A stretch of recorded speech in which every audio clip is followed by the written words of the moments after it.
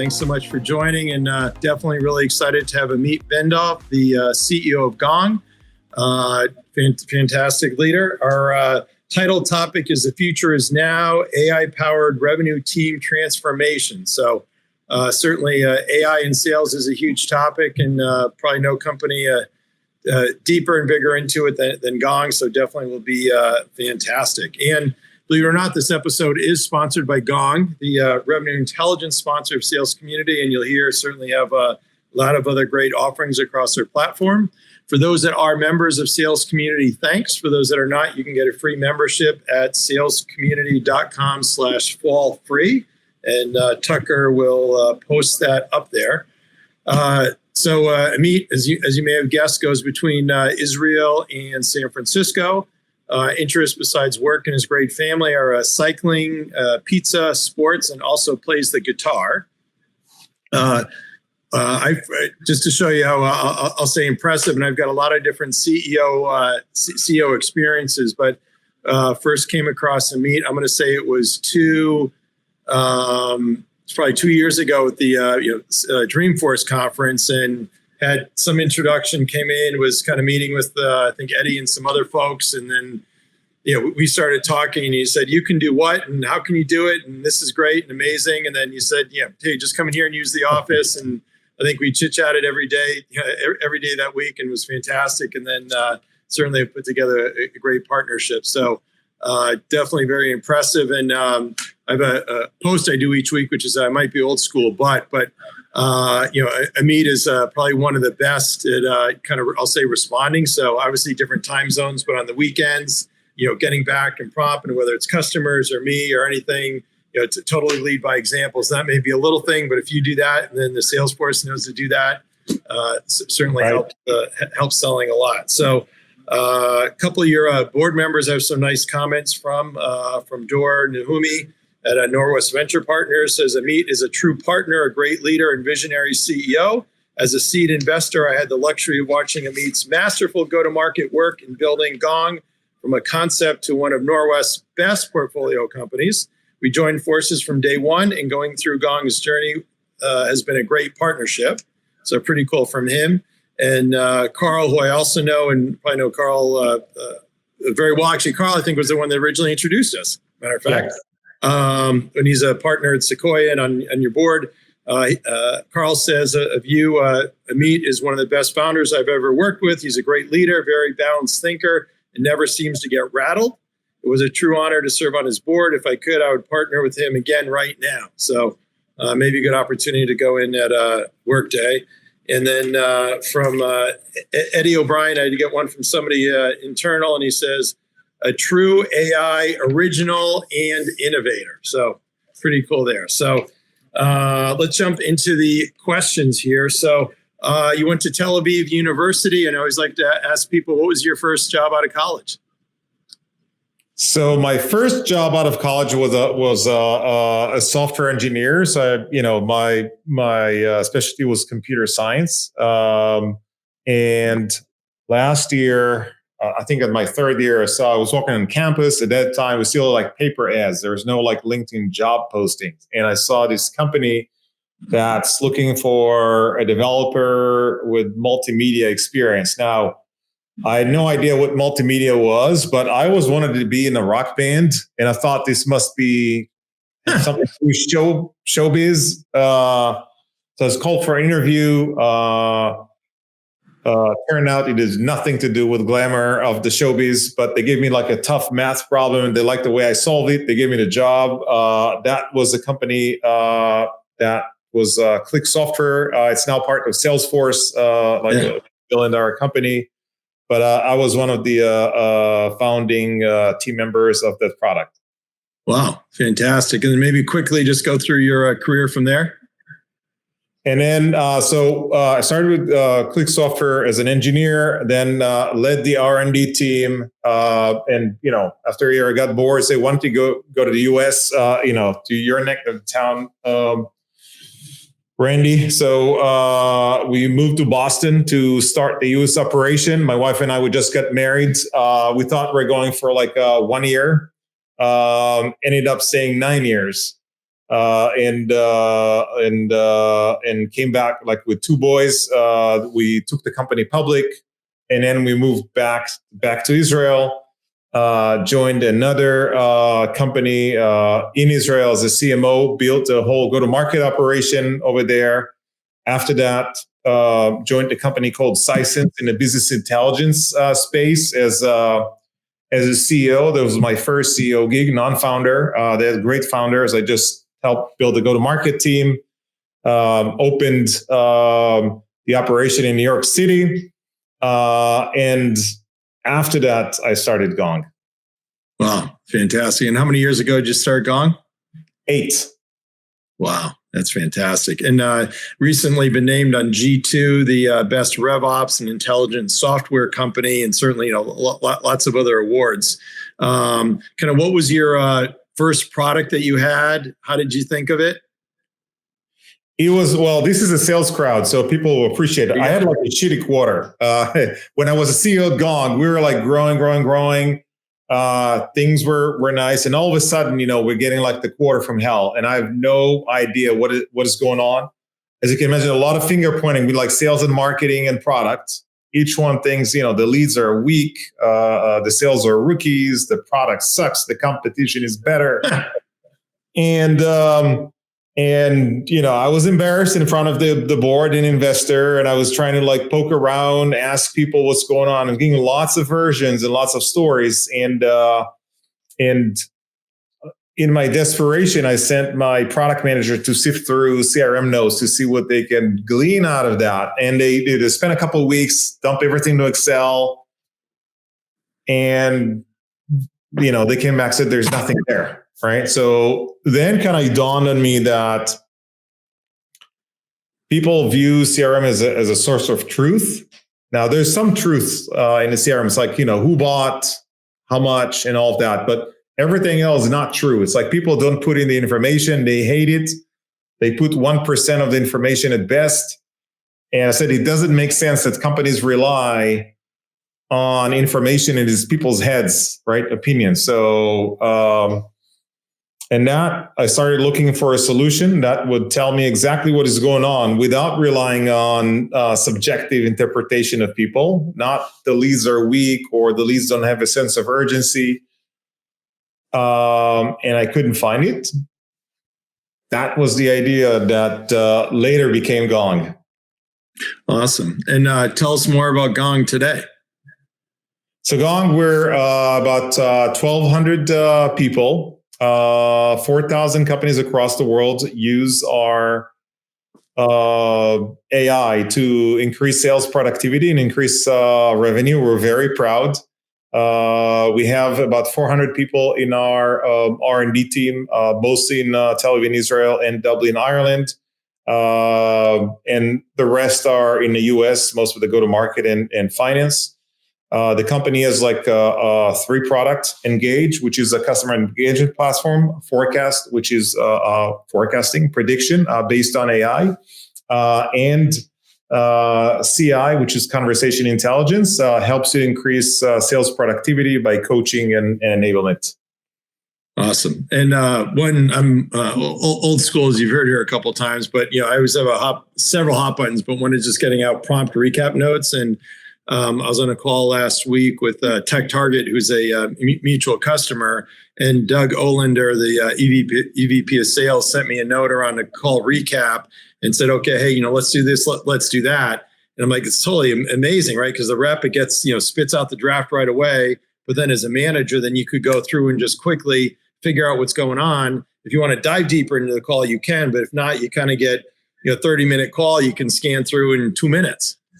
Randy, it's insane. Like I was doing like 3 back-to-back customer calls like a couple of days ago, and usually it'll take me like a day to send a thank you note. So sometimes my EA would draft something for me. I go over my drafts or respond. Right. No, that's not it, and I send it right after I get off the call. Like Gongard, it's like, I click a button that says write an email, and it says, hey, Randy, it was so nice talking with you. Like, I really loved your story about this and that. Here are the key items to discuss. Here's my next steps.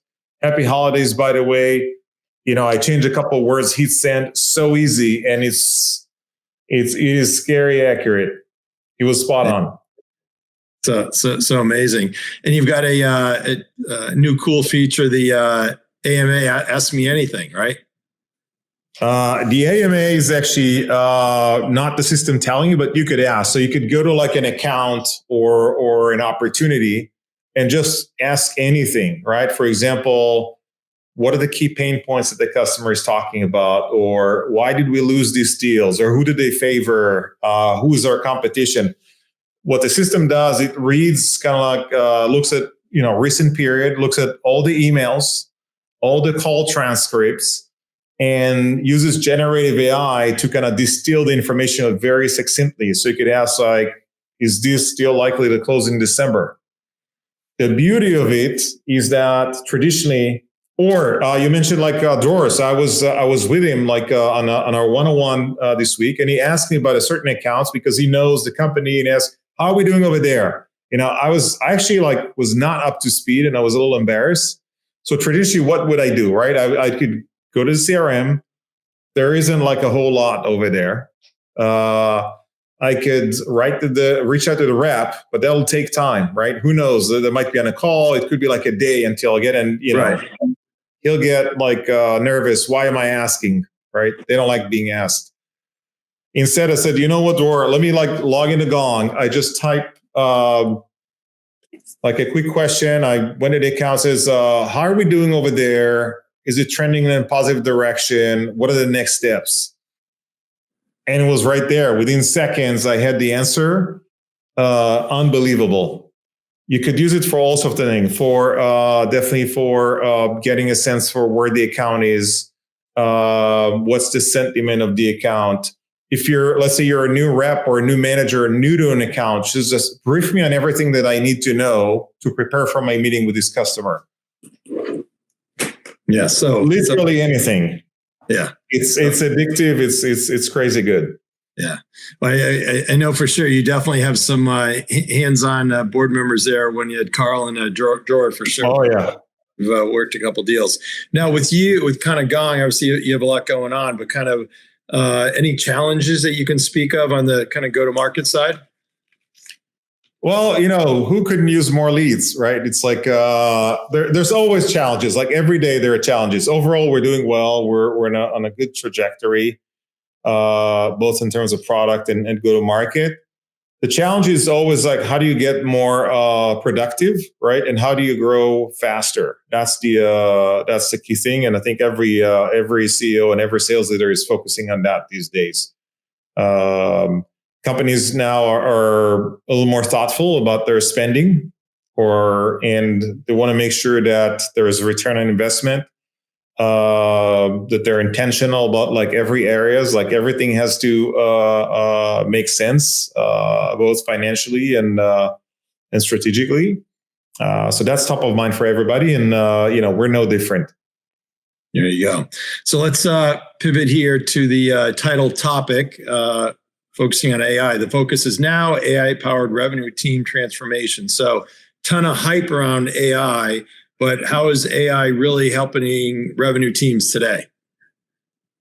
Well, remember we spoke about the genesis of Gong. So right. And I told about the problem, kind of the itch there was that I felt, right? But the idea, and that was in 2015. Was that, wait a minute, we're asking people to talk with customers and go like fill in forms and type a bunch of notes into the CRM, right? It says, this doesn't make sense. Now, 2015, that was the year where AI was beating the world champion in chess. It was the year where it was starting to diagnose cancer better than doctors. So it's like, how hard would it be to use AI to understand customers better than people and fill in the forms?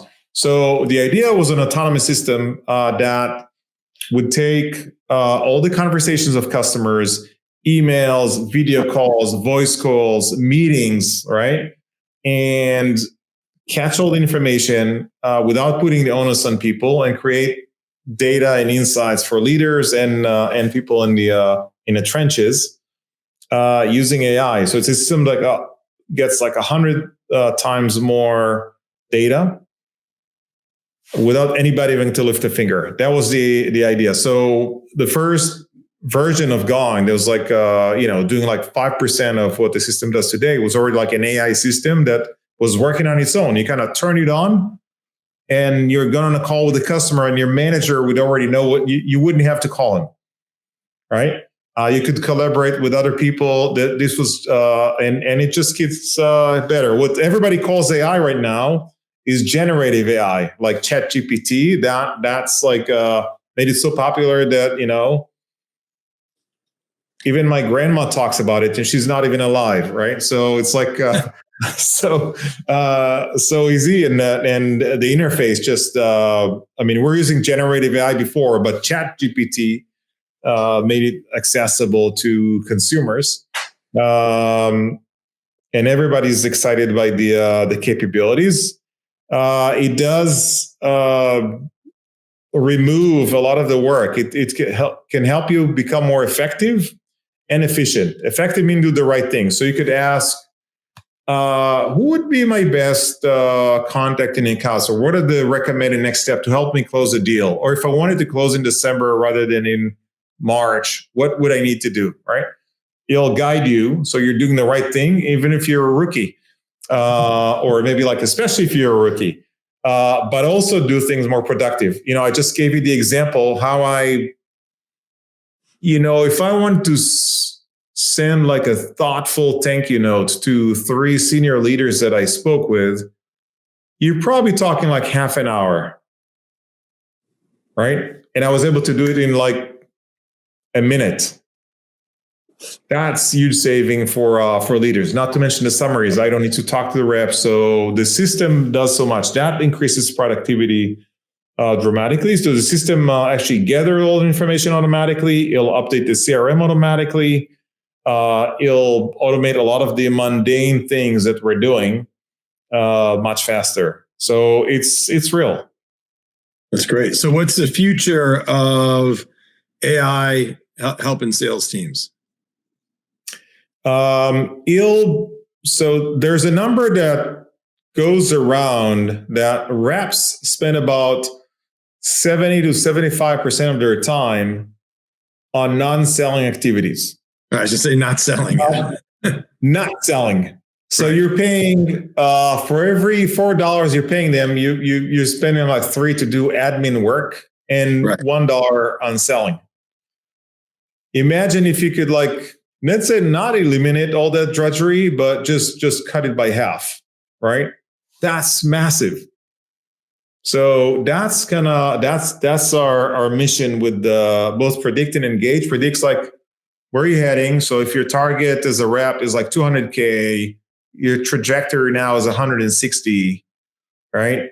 What do we need to do to get to like 210, right? And then drive that action at a fraction of the time, faster speed. So it'll take away all the stuff that people hate doing. People ask, would it replace sales? No, not necessarily. It'll take all the stuff that you hate doing and you're not paid to do. Yeah. So would you say kind of now versus, a few years ago, whether Gongsters or companies that are leveraging Gong or leveraging AI, that they should also, by definition, you said be more productive. So it would mean they should be going on some percentage more sales calls per week. And do you measure that?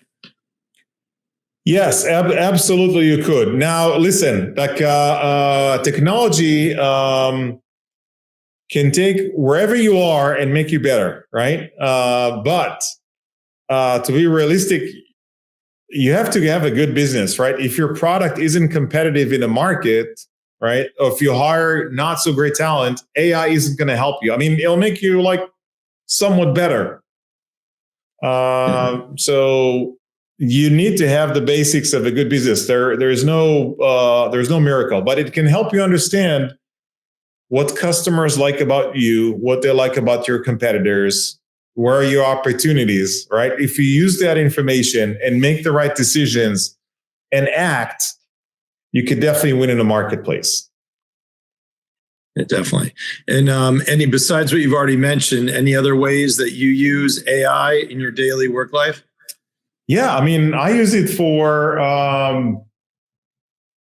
obviously, tactically, whenever I speak with the customers, I use it to prep me. Just, hey, prep me for this meeting. Like, what do I need to know, right? What are the challenges, opportunities? What has been the recent? So that saves me a lot of time. I do the follow-ups, but also strategically the data that we get from Gong, kind of in aggregate, right? Because this is anecdotal, customer by customer, but let's take a simple example: competitive win rate. So now we're taking on the existing engagement platforms, and we have a goal like how many we can replace, right? And we have pretty ambitious goals for the upcoming quarters. We need to know what's kind of a win to loss ratio right now. How would you know that, right? The data is not in the CRM. The reps don't always put in like who did they lose to and who did they win to, right? It's like sometimes they do and it's not accurate. We get this data from Gong because they don't need to update the CRM. We know from the conversations like who the customer evaluated as a competitor, right? And then we see what our win-loss ratio.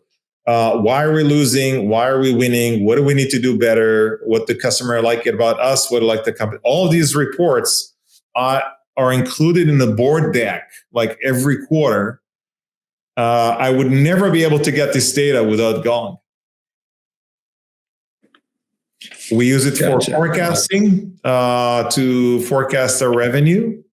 We have AI prediction. And now, what's AI prediction? Until now, most companies either have like a top down or a bottom up, and both are kind of based mainly on some historical data and the reps and managers' sentiment, right? The numbers that they're calling based on their best judgment. Now, there's nothing wrong with that, but remember what it is. This is like a guess, right? What Gong does, it actually takes what the customers say, right?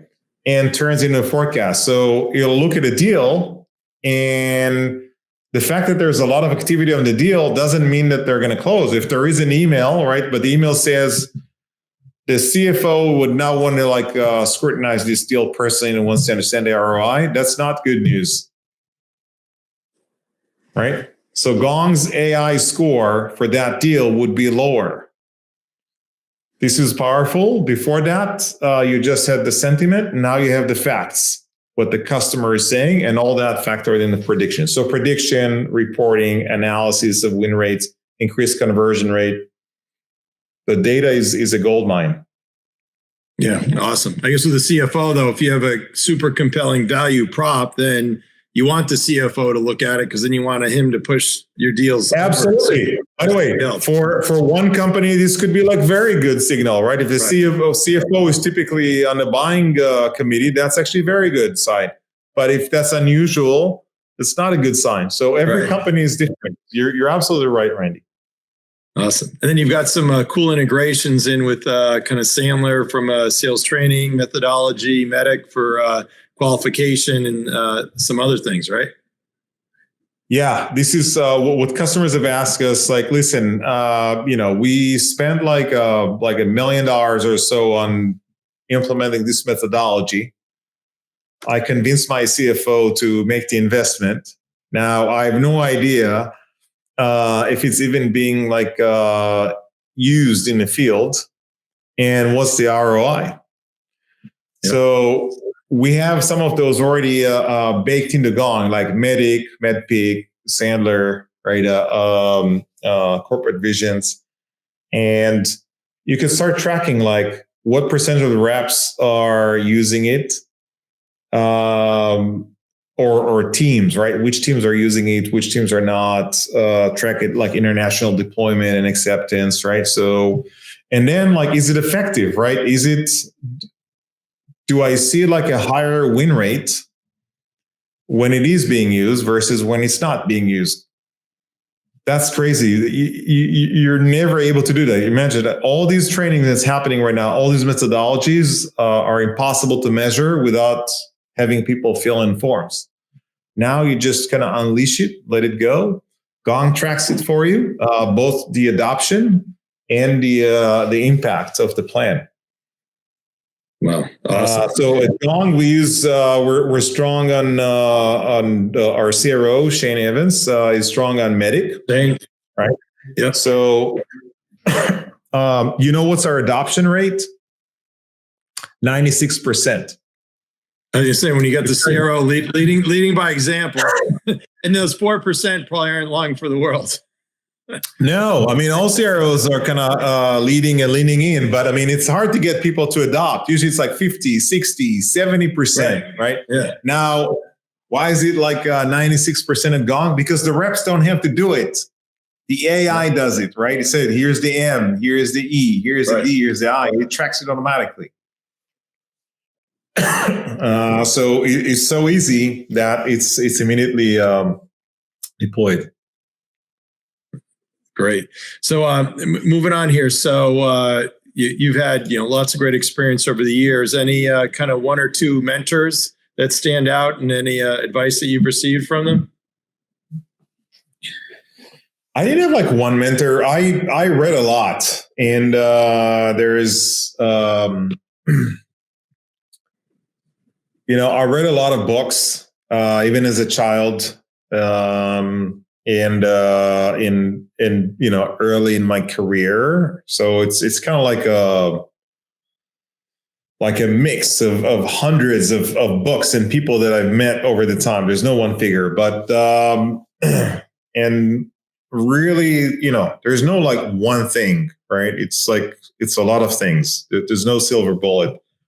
But if I have to distill it, it's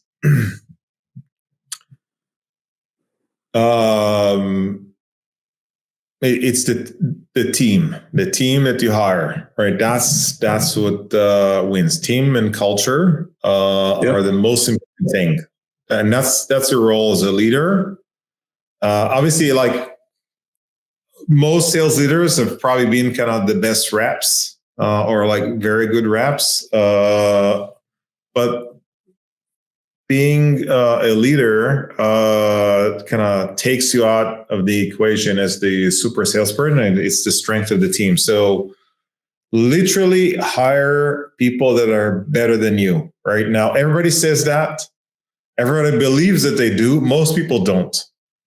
Right? It really takes the time. And the stronger the people that you hire, the easier work becomes.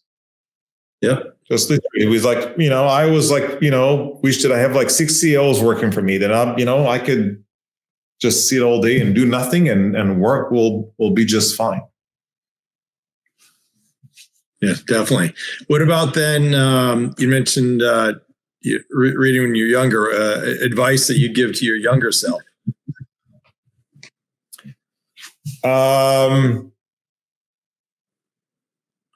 I think it's the importance of a dream. So I came, a lot of people ask me, especially like, younger employees at the company, did I always know that that's what that's what I'm going to do? And says, heck no. Like I had no idea. Right. I couldn't probably spell a CEO. I didn't know what it was. Like as a child, I came from like a very humble beginning. My didn't come from like, my parents didn't go to college. Most of my family didn't go. There's no expectation. I could have found like a job at a retail store, and for my family's friend, it'll be just fine. It's a job. Right. And I was like in the northern part of Israel, kind of in the middle of nowhere. There's like so I could never dream, but I read books, and I was kind of always a child, was like always like dreaming about stuff, right? And imagining. And some people say, "Oh, what are you thinking about?" Right? And some people Seidl's a little weird, but when you dream, you develop an appetite, curiosity, you follow your curiosity from one thing. I wanted to be this, and I wanted to be in a rock band, and I went to study computer science, and I became an engineer, then a leader, then I moved to the US, right? And I discovered, here's like how this business is being done. So, hey, wait a minute, I could start my own company. So just follow your dream and curiosity. It's a powerful force. Yeah, awesome, fantastic. So you're right in the sweet spot of you call it sales and marketing tech stack space. Any predictions for the future with the I guess you call it the industry in the space? Yes, I think there are two things that are happening. First, there's a revolution going on. Like AI is a big deal. It's bigger than cloud. The technology would change because cloud was no software, but for IT people, right? If you move from like a Seidl to Salesforce, PeopleSoft to Workday, it was truly no software, but just from an IT perspective. For end users, software is kind of the same. The forms are kind of the same. You still fill in forms, there's still workflow, it still is the same thing. AI changes all that because all of a sudden, like, I don't need to fill out any form. I just talk with the customer as a rep. AI does the rest, right? I just move on to the next one. It's unbelievable. So this is truly no software for the rest of it. It'll disrupt any SaaS category out there, and it's bigger than SaaS because it's not even, I don't even think about it as IT. I think about it as a BPO. If you think that the reps are spending like 70% of their time on nonsense, right? Imagine if you take it away. That's like a BPO, right? So it's much bigger. IT is nothing. IT is 5 to 6% of a company budget. Payroll is the big thing for most companies. You take 70% of that, it's insane. So massive opportunity. Second, there's also people want to rationalize their stack and have kind of like fewer platforms because there's consolidating of kind of older categories, engagement, all the workflow tools that are not like AI first are being consolidated in one platform. So that's something to watch for. I mean, times are challenging for some companies right now, so that also drives some of the compression in the market. But overall, exciting time. AI revolution and consolidation. At Gong, we call it like Gong consolidation because we want to come to companies and become kind of their main platform, and that's driving a lot of great new energy. Oh, that's great. So next topic, maybe on kind of the value of relationships, right? So you had, pre-COVID, people were used to come more face-to-face. Then COVID, everybody got used to the Zooms.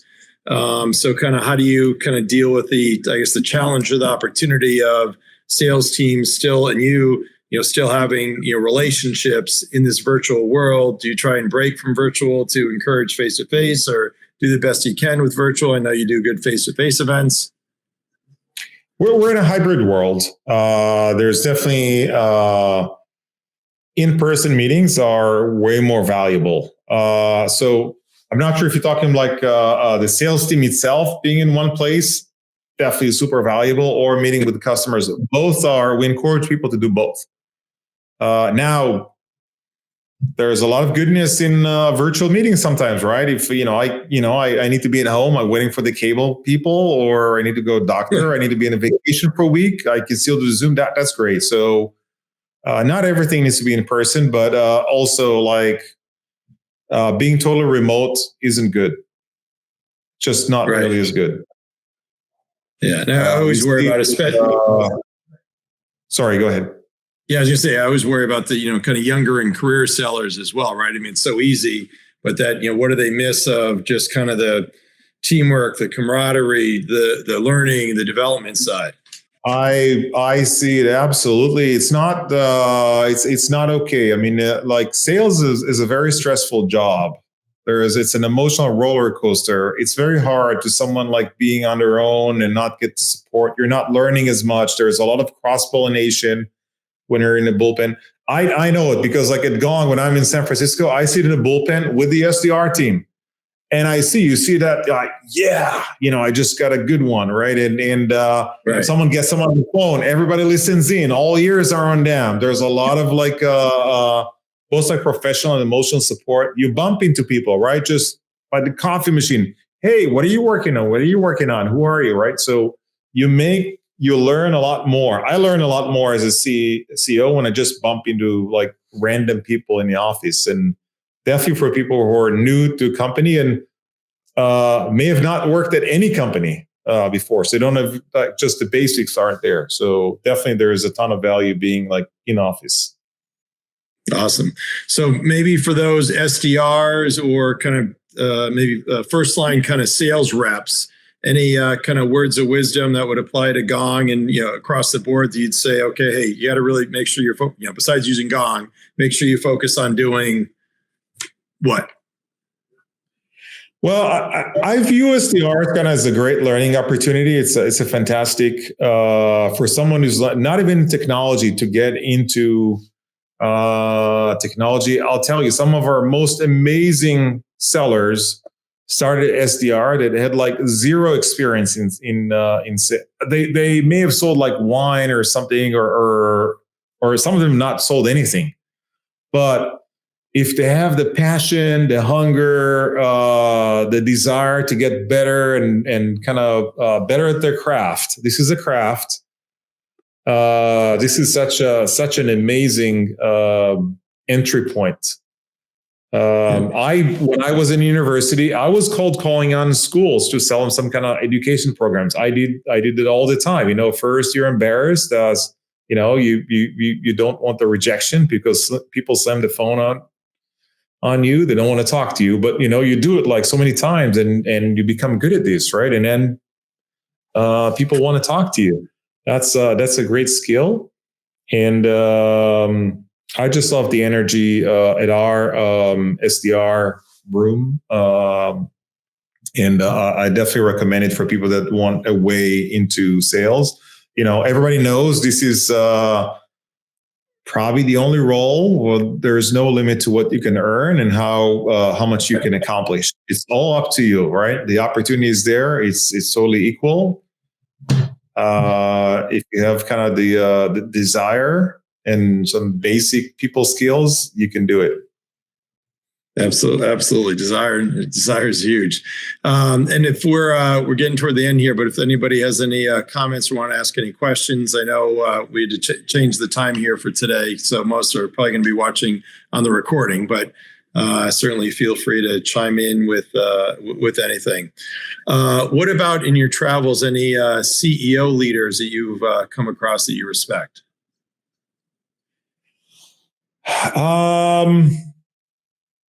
Well, not in my travels. I haven't met him personally, but I like Steve Jobs. Because we consider ourselves a product company. We want to create raving fans, as we call them, but cult followings. Products are insanely good. They're innovative. They're never copying someone else, and just create joy and bring productivity to people. And a lot of what we do at Gong is kind of call it kind of the Apple of sales, and that's not